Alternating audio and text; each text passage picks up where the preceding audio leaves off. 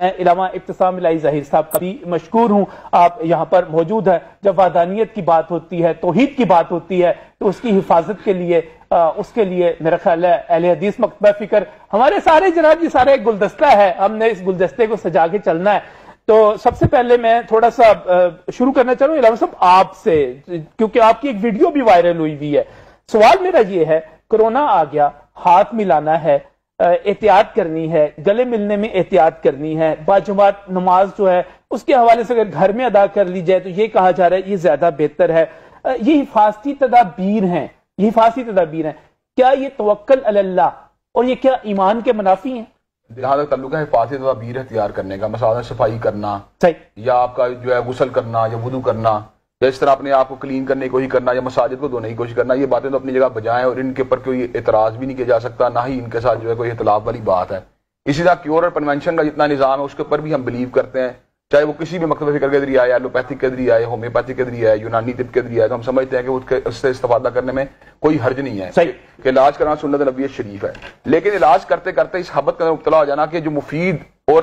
فرائض کی جو ادائیگی ہے اس کو بھی ترک کر دینا، اس کی کوئی قرون اولیٰ کے اندر نظیر نہیں ملتی۔ نبی کریم صلی اللہ علیہ وسلم کہتے ہیں اپنے عہد کے اندر بھی اور خلفائے راشدین کے عہد کے اندر بھی اور قرون اولیٰ کے اندر اس کی کوئی نظیر نہیں ملتی۔ طاعون کی وبا جو ہے پھیلی ہے اس دور میں صحابہ کرام رضوان اللہ علیہ مجمعین جس کا شہید بھی ہوئے ہیں، تو آج تک ہم نے یہ بات نہیں سنی کہ مساجد میں جماعت موقوف ہو گئی ہو یا آپ کی جو ہے نا لوگوں نے باجماعت نماز کی ادائیگی کو چھوڑ دیا ہو۔ تو میں یہ بات سمجھتا ہوں کہ مساجد جو ہیں وہ اللہ تبارک و تعالیٰ کی زمین کے اوپر جہاں پر نور اور ہدایت کے مراکز ہیں، وہاں پر اللہ تبارک و تعالیٰ کے فضل و کرم سے وہاں سے شفا یابی بھی حاصل ہوتی ہے۔ اور ہم اس بات کو پوری طرح کنوینسڈ ہیں کہ جہاں پر آپ کی بیماریوں کے محرک جراثیم ہوتے ہیں یا دیگر اشیاء ہوتی ہیں، اس طرح ایک بہت بڑا محرک آپ کی اپنی نافرمانی اور آپ کے اپنے گناہ بھی ہوتے ہیں۔ اور اللہ تبارک و تعالیٰ فرماتے ہیں وَمَا أَصَابَكُم مِّن مُّصِیبَةٍ فَبِمَا كَسَبَتْ أَيْدِيكُم، کہ جتنی بھی مصیبتیں آتی ہیں در حقیقت تمہارے اپنے ہاتھوں ہی کمائی ہیں۔ تو ایسے عالم کے اندر انسان کو رجوع اللہ کی ضرورت ہوتی ہے، اور سب سے بڑی بات یہ ہے کہ اللہ تبارک و تعالیٰ کی بارگاہ میں دعائیں کرنا، استغفار کرنا، توبہ کرنا۔ اس کے ساتھ ساتھ اس بات کو بھی اپنے ذہن میں بٹھانا ضروری ہے کہ بہرحال کافی اور شافی اسی کی ذات ہے۔ اگر آپ علاج چاہے طبی طور پہ کروائیں یا روحانی طور پہ کروائیں، اس میں شفا یابی کا عنصر باہر اللہ تبارک و تعالیٰ کی ذات ہے۔ احتیاط کرنے کی بات کی جائے، ہم احتیاط ہاتھ ملائیں آپ ہاتھ کیوں اس میں جراثیم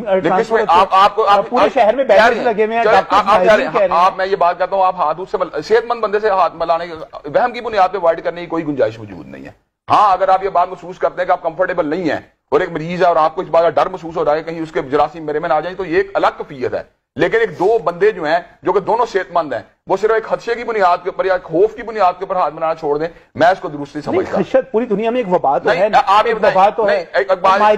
وبا کے بھی دو شرط ہے نا، ایک جو افیکٹ ہو گئے جو مریض ہیں، ایک وہ جو تندرست ہیں جن کے اوپر وبا کے اثرات بظاہر ہمیں کوئی نظر نہیں آ رہے۔ کیا صرف وہم کی بنیاد پر سماجی تعلقات کا انقطاع حد تک کیا جا سکتا ہے؟ اس کا مطلب یہ پھر ایک اسٹیج وہ بھی آئے گی جہاں آپ اپنے بچوں سے بھی بھاگیں گے، پھر آپ ان کے ساتھ بھی نہیں بیٹھ سکیں گے، پھر تو آپ کو ان سے ڈسٹینس کے بجانا پڑے گا۔ اس کا مطلب یہ ہے کہ جو آپ نے قرآن میں اللہ تعالیٰ نے کہا کہ سامری یہ وقت کے اوپر یہ وقت آیا تھا کہ اس کو یہ باغیان تقول لا مساس، کہ اس کو انٹچیبل بنا دیا گیا تھا، یہ تو آپ انٹچیبل کی کیفیت پیدا کر رہے ہیں۔ آپ اپنے بچوں سے بھاگیں گے، بیوی سے بھاگ کہاں جائیں گے آپ؟ اس کا مطلب یہ اتنی سیگریگیشن کی تو امکان ہی سوسائٹی کے اندر موجود نہیں ہوتے۔ تو میں سمجھتا اگر آپ نے کہیں احتیاط کرنے کا فیصلہ کیا ہے یا کرنی ہے تو آپ اس جگہ پہ کریں یا کوئی مریض آپ کو نظر آ رہا ہے۔ ایک صحت مند بندے سے احتیاط کرنے کی کیا ضرورت ہے؟ اس کا مطلب یہ شاید اگر اس احتیاط کو ہم لیول پہ لیں، شاید میں آج کا پروگرام بھی آپ سے کنڈکٹ نہ کر سکوں۔ آپ مجھ سے گھبرا رہے ہوں، میں آپ سے گھبرا رہا ہوں۔ جی آپ ٹیبل پہ ہاتھ نہ رکھ رہے ہوں، میں بھی نہ رکھ رہا ہوں، آپ یہاں پر آ رہے ہیں، یہ ساری چیزیں احتیاط کرنے کو کہا جا رہا ہے۔ ساری احتیاط متوازن احتیاط میں ہمیں کوئی اعتراض نہیں ہے، متوازن ہم ریسیپیز کو فالو کرنے کے لیے تیار ہیں، لیکن یہ حد سے بڑی ہوئی یہ باتیں ہیں جن کے اندر یعنی انسانی زندگی کا خبت کاری کر رہے ہیں، نفسیاتی کو مریض بنا دیے، میں سمجھتا یہ بات درست نہیں۔ اس وقت جو کچھ کیا جا رہا ہے آپ کی نظر میں وہ خبت تاری